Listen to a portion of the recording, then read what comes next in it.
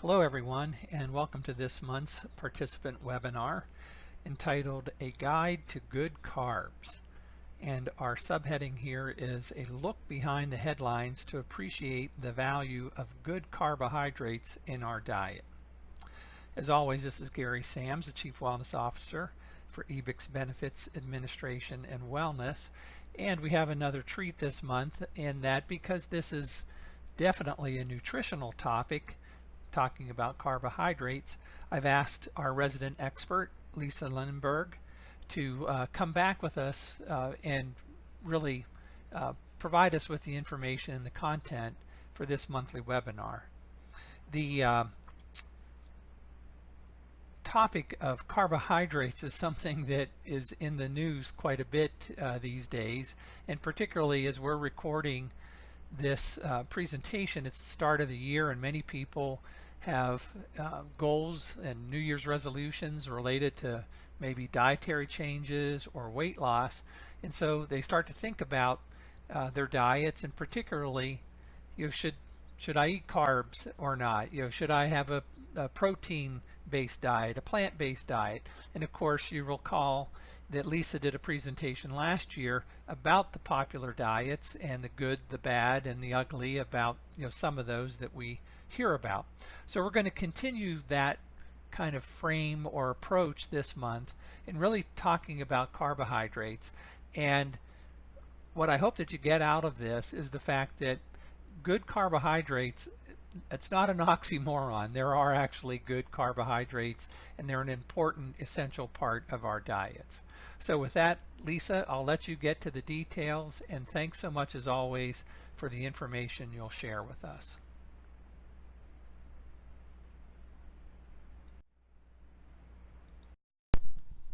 Gary, thank you so much for that intro.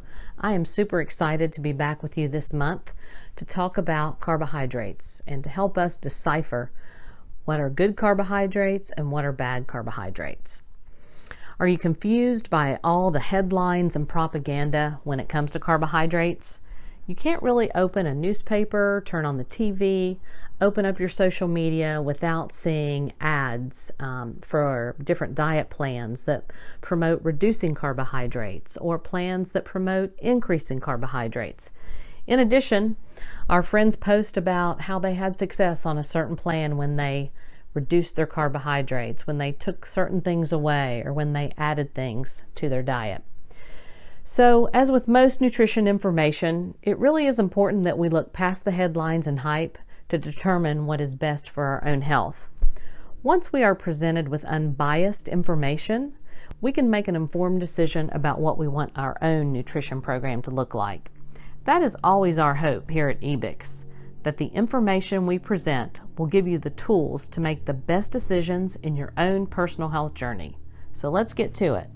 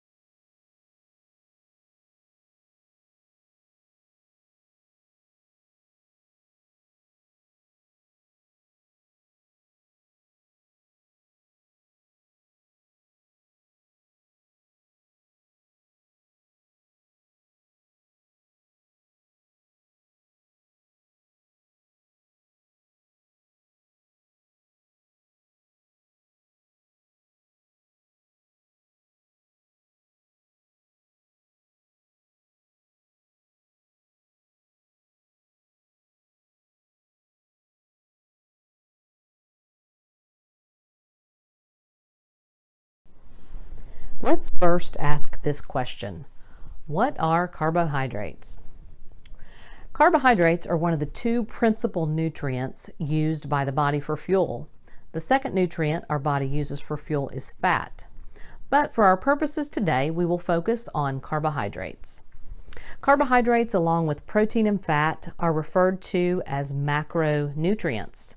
Macro, meaning large, alludes to the fact that these nutrients are needed in larger quantities, whereas vitamins and minerals are referred to as micronutrients and are only needed in minimum amounts.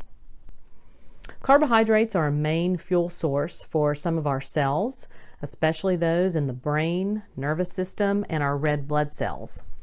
Our muscles also rely on a dependable supply of carbohydrates to fuel intense physical activity.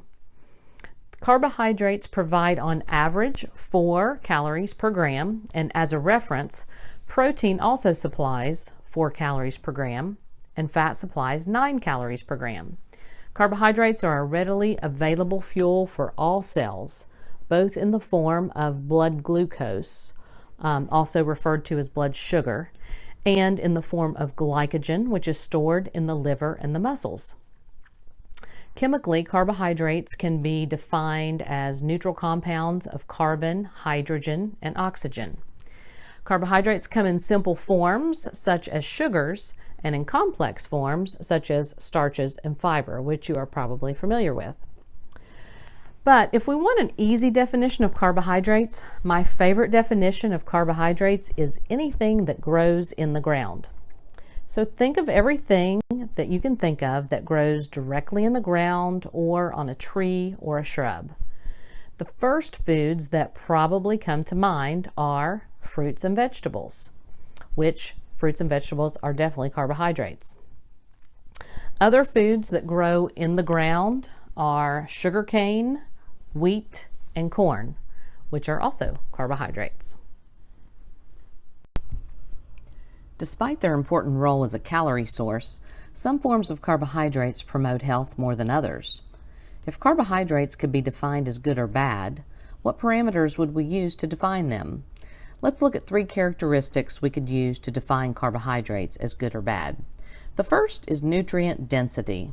The nutrient density of a food is a characteristic used to determine its nutritional quality. Nutrient-dense foods and beverages contain vitamins, minerals, dietary fiber, and other beneficial substances that may have positive health effects. A food is deemed nutrient-dense when it provides a large amount of nutrients for a relatively small amount of calories when compared with other food sources. A good example of this would be an orange.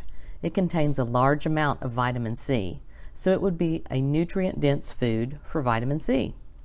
The second characteristic we would look at is the glycemic index, or GI for short.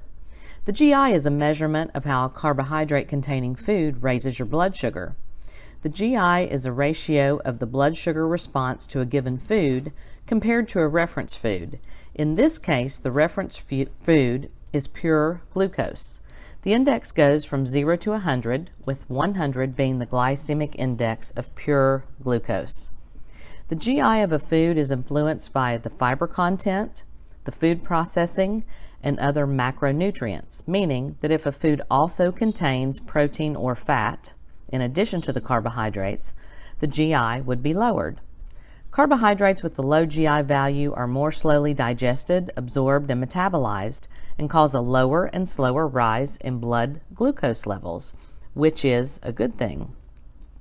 The third characteristic is fiber content. Fiber content is closely related to the glycemic index.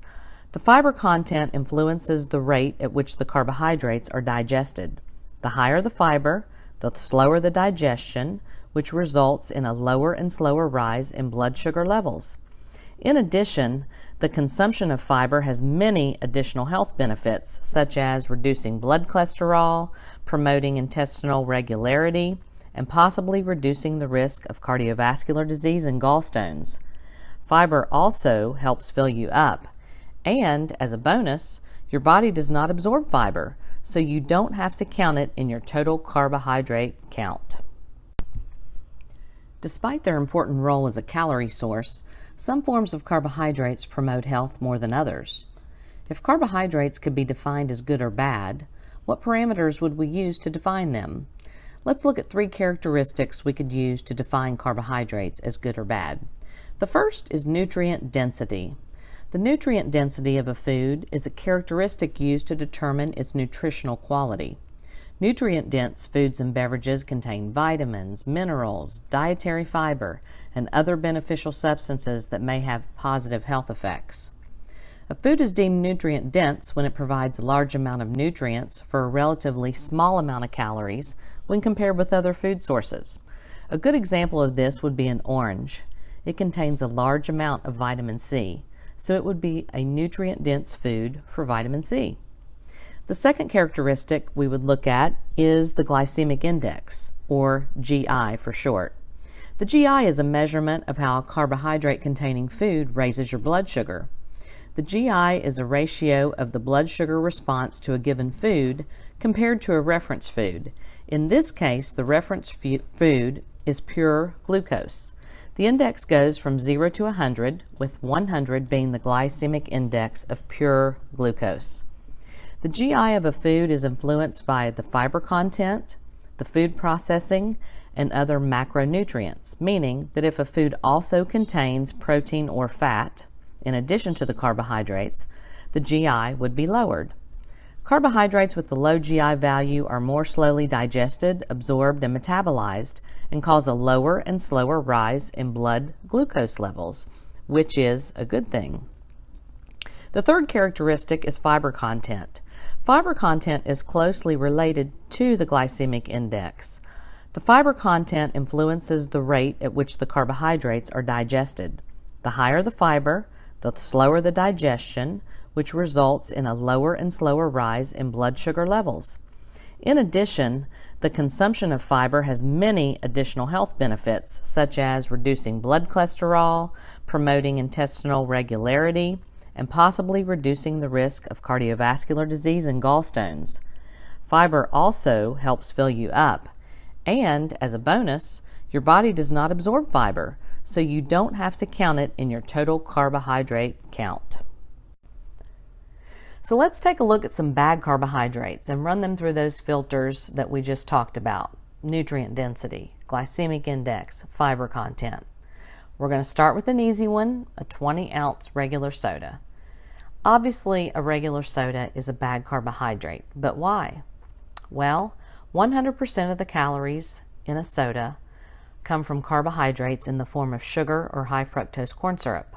A soda also has no vitamins, no minerals, and no fiber.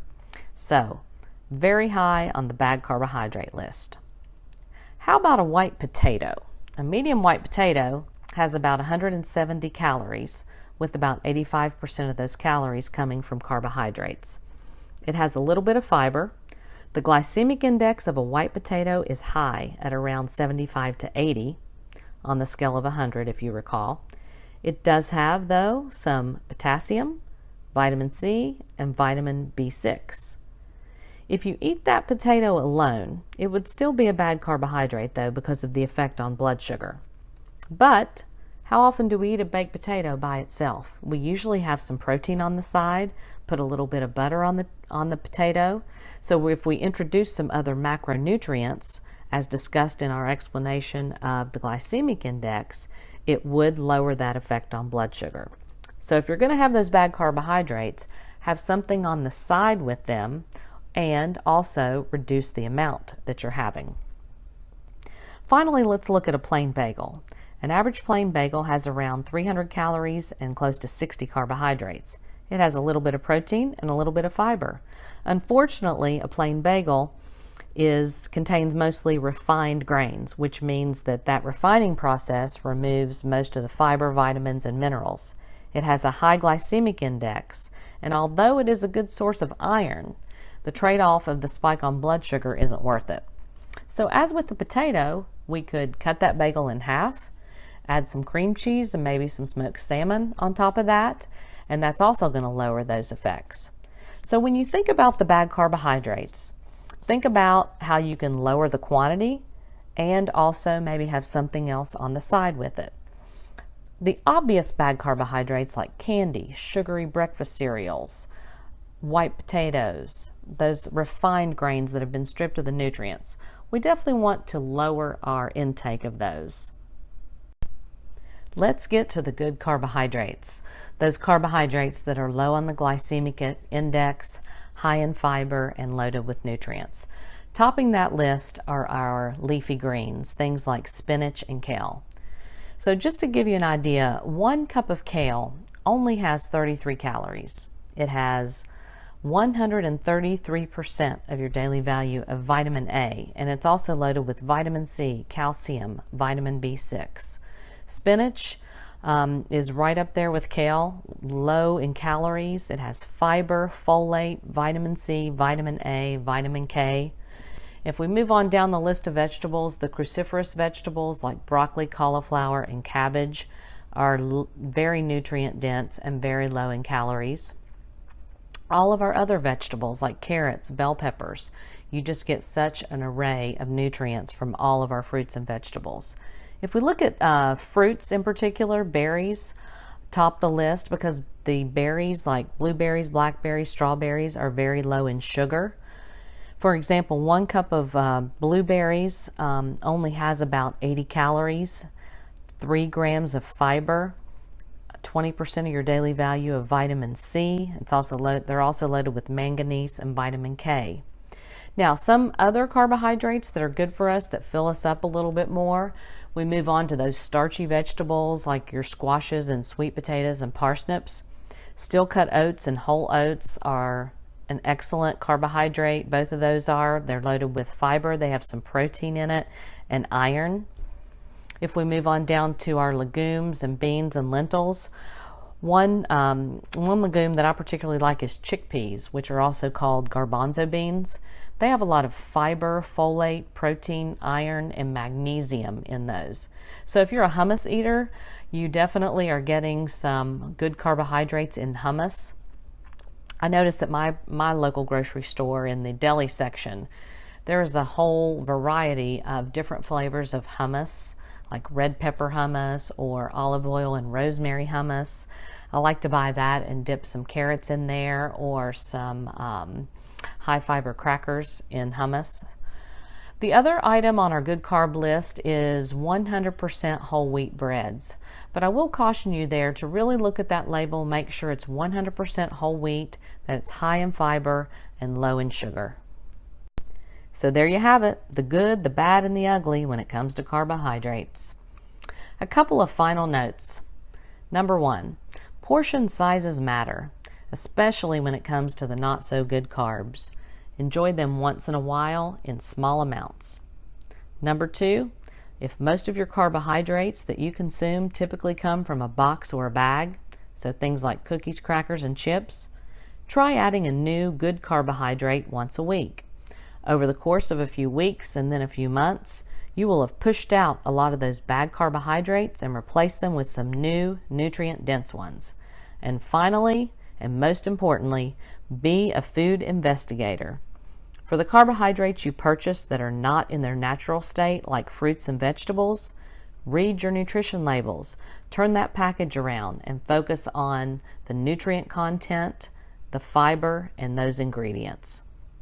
We hope this information you heard today will help you be more carbohydrate savvy, and we hope that all of the information that you've heard will help you to pursue better health. Thanks so much.